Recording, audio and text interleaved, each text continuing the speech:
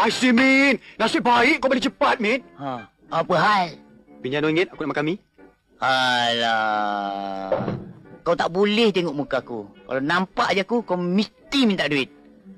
Nampaknya macam ini, aku punya modal untung dekat kau. Cepatlah aku nak makan mi ni, ha.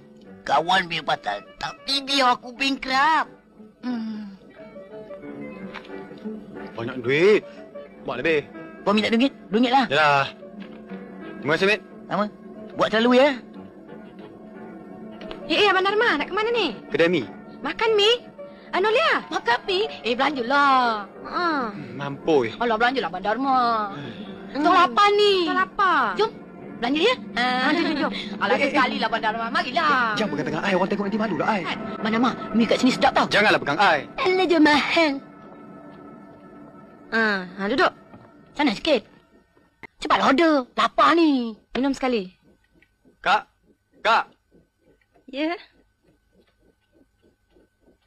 Bagi mi 2, Kak. Nak telur ke kosong? Kosong dah lah, Kak. Nanti kejap. Air pun, kalau mi kosong, air pun kosong lah, Kak. Abang Dharma tak makan? Kenyang, macam-macam aku makan kopi tadi. Sejuk. Makan.